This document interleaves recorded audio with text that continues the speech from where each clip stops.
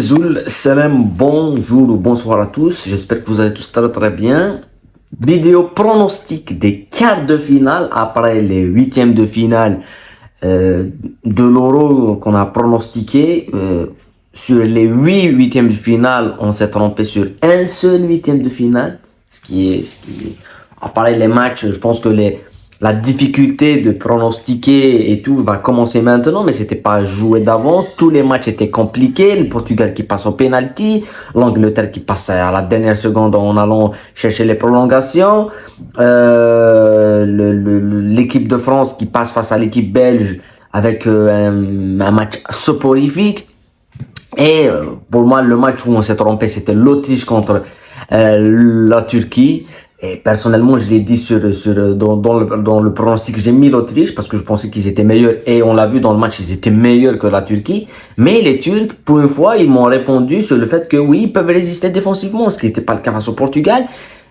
Pour moi, dès le premier match où j'ai parlé de l'équipe portugaise face à, pas l'équipe portugaise, l'équipe turque face à l'équipe géorgienne, je me suis dit, oui, cette équipe peut aller être la surprise de l'Euro et la Turquie est là en quart de finale face aux Pays-Bas. Donc, avant de commencer les pronostics, n'oubliez pas de liker et de vous abonner à la chaîne. Il y aura une autre vidéo pronostic Copa América qui va sortir. Voilà. On va commencer directement. On peut pas passer par 4 chemins. On va parler des affiches, des top matchs. Espagne, Allemagne. On a là le pays organisateur, évidemment l'Allemagne, qui était très très prometteur au début, et on a la meilleure équipe du tournoi, l'Espagne. Il y a aucun débat à dire. L'Espagne, c'est la meilleure équipe de ce tournoi. C'est difficile de se dire que pronostiquer un match comme ça et se dire que l'Espagne est une équipe qui peut aller au bout avec toutes ses qualités de jeu de possession, même sur le côté défensif, mais surtout sur les côtés avec des flèches. Et on l'a vu en milieu de terrain, ils ont une équipe assez intéressante avec des joueurs qui sont au top de leur forme comme Rodri, Pedri qui retrouve des couleurs, ceux qui viennent du banc, ils amènent quelque chose comme Dani Olmo et tout. Et sur les côtés, t'as Yamal, technique, et Williams en pénétration. Moi, je mettrais l'Espagne qui va se qualifier, pas parce que je pense pas que l'Allemagne aussi a beaucoup d'éléments et ça sera un match où ils vont être gênés, les Espagnols, parce que ça sera une équipe aussi qui va essayer d'avoir la possession, l'Allemagne. C'est une équipe avec Julian Nagelsmann qui aime avoir la possession. Mais comme on les a vus en difficulté face à la Suisse, et comme certainement on les a vus en difficulté aussi face aux Danois, l'Allemagne, ils se sont qualifiés, mais ils n'ont pas été assez exceptionnels.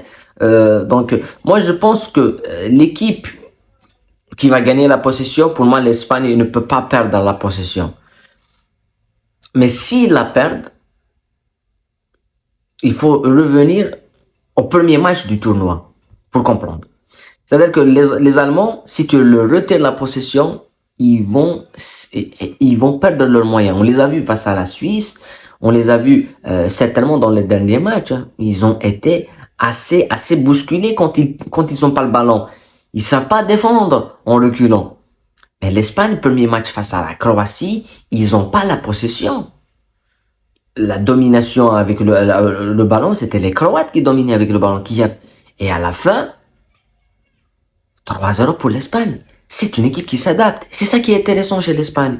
C'est une équipe, même si elle n'a pas le ballon, elle reste dangereuse. Et quand elle a le ballon, elle est encore plus dangereuse.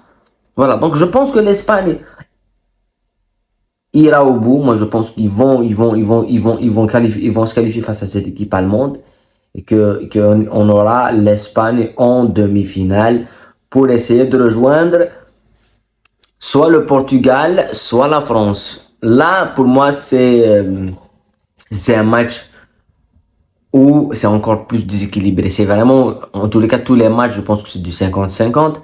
Mais celui-là aussi, c'est vraiment du 50-50. Entre une équipe française, qui est peut-être l'équipe la plus chiante à avoir joué, même si les Anglais, c'est la même chose, même si le Portugal sont pas aussi impressionnants que ça.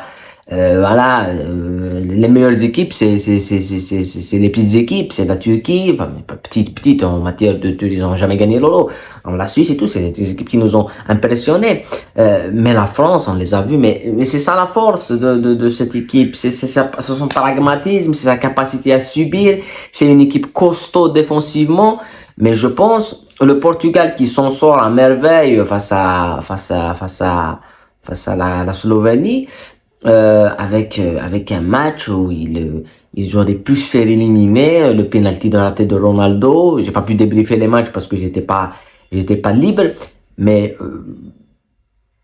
pour moi, je pense que c'est des 50-50 et qu'on peut se tromper sur beaucoup de choses. Moi, je vois le Portugal se qualifier. Pourquoi? Même si je peux aussi dire que, en tous les cas, c'est du 50-50. Hein. Comme j'étais au Portugal, je peux dire France. Je vais mouiller, moi, je vais dire je vais dire ce que je vois et pourquoi. C'est que le Portugal, je pense que ils ont beaucoup plus de qualité technique que la France. Ça, c'est la première chose. Parce que la France, quand tu vois le milieu de terrain qu'ils alignent, il y aura pas Rabiot, donc il va être remplacé, je pense, par Kamavinga. T'as Kamavinga, t'as Chouamini et t'as Kanté. T'as trois milieux de terrain défensifs. La solidité défensive, le côté défensif, même chez les attaquants. Ils mettent pas un pied devant l'autre. Mbappé, c'est plus Mbappé. Voilà. Mais d'un autre côté, t'as le Portugal, même si on attaque, c'est pareil comme la France, hein. Tu vois Ronaldo qui met pas un pied devant l'autre aussi et qui, en plein match, il s'effondre et il sort du match, c'est assez triste. Mais t'as un milieu de terrain créateur. T'as un milieu de terrain technique. T'as Vitinha, t'as Bernardo Silva, t'as Bruno Fernandes. Donc t'as des joueurs techniques. Et je pense que ça va se jouer sur ça. Même si je mettrais un bémol sur la capacité des Portugais à défendre son ballon. Et c'est ça que j'avais dit, on l'a vu face à la Slovénie, c'est que quand ils n'ont pas le ballon, quand ils perdent le ballon, ça va être difficile. Donc peut-être que la France va laisser le ballon aux Portugais et jouer en contre. C'est ce que va faire Deschamps. Il va laisser le ballon et il va profiter des espaces qui seront derrière. Voilà. Je vois le Portugal se qualifier parce que j'aimerais bien voir un Espagne et Portugal en demi. Voilà. Mais sinon, comme je l'ai dit, voilà, c'est les pronostics et tout peut arriver. Angleterre-Suisse. Là, c'est encore plus mitigé entre deux équipes, entre une qui est favorite sans avoir rien montré, c'est les Anglais, et une équipe suisse qui est une équipe la plus intéressante à voir jouer tactiquement en matière défensive et tout. Je mettrai, je vais commencer directement par mettre celui que je vois se qualifier, je pense que c'est les Anglais. Je vois les Anglais se qualifier. Comme je les ai vus face à la Slovaquie, je pense, ils ont rien montré. Ils ont rien montré dans le match, mais ils passent. Je pense que cette équipe anglaise a ce pragmatisme. Et je l'avais dit en parallèle sur la dernière participation à l'Euro, c'est qu'ils étaient beaucoup plus flamboyants, ils jouaient beaucoup mieux au foot, ils étaient tactiquement, de matière stratégique, ils proposaient des choses assez intéressantes. Mais à la fin, ça gagne pas. Ça arrive en finale et ça perd. En Coupe du Monde, c'est la même chose. Ils jouaient bien au foot, mais ils perdaient. Là, ils sont devenus chiants. Ils sont devenus chiants, comme la France. Mais ils gagnent. Voilà. Après les Suisses, est-ce que la Suisse aura la même maîtrise que face à l'Italie, même si je pense que l'Italie était très faible, mais il faut pas leur enlever le mérite que moi je les ai vus se qualifier face à l'Italie. Voilà. Je mettrai l'Angleterre parce que je veux voir les Anglais aller au bout, mais ils peuvent se taper un mur et face à la Suisse, même la Suisse peut se qualifier. Turquie, Pays-Bas. On a ici un rendez-vous qui était assez incroyable. On a eu les Pays-Bas qui se sont fait qui se sont fait battre par l'Autriche, qui aurait pu affronter l'Autriche. Ils vont affronter l'équipe qui a battu l'Autriche. Donc c'est quand même assez surprenant. L'argument turc, techniquement, ils ont une bonne équipe. Hein, moi, je l'ai dit depuis le début.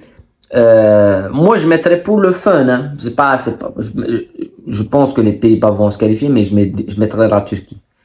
Pourquoi? Parce que c'est une équipe qui me fait vibrer. c'est une équipe qui m'intéresse. C'est une équipe qui met de l'intensité. Tous leurs matchs, c'est des matchs de l'intensité. Quand on parle du niveau de l'Euro qui est, c'est vraiment, on s'endort devant les matchs. Il n'y a pas de rythme. Après, on va parler de niveau technique. On va dire, ah, c'est plus comme avant, il n'y a plus de, non. Mais même si t'as pas les qualités techniques, on veut voir de l'intensité, on veut voir des mecs qui courent, on veut voir du rythme. Et là, t'as de l'euphorie et t'as ça. T'as ce truc. Donc, c'est très intéressant de voir comment les Turcs imposent ce rythme et imposent. Après, les Pays-Bas, ça va être une équipe qui va attaquer, ça va être une équipe qui aura le ballon. Mais ils vont jouer face à une équipe solide défensivement. Donc oui, je pense que les Turcs pourront faire chuter les Pays-Bas parce que ils ont joué face à une équipe quand même autrichienne qui joue bien au foot, qui se crée beaucoup d'occasions, mais qui à la fin ne gagne pas. C'est une réalité ça. Voilà. C'était voilà, on peut avoir une demi-finale, des demi-finales complètement inverses que j'ai dit, mais en tous les cas, on espère voir du beau football et on va débriefer ces demi-finales comme d'habitude. On se retrouve dans d'autres vidéos, on se retrouve aussi dans les pronostics quart de finale Copa América. Voilà, prenez soin de vous, la paix sur vous et à très bientôt.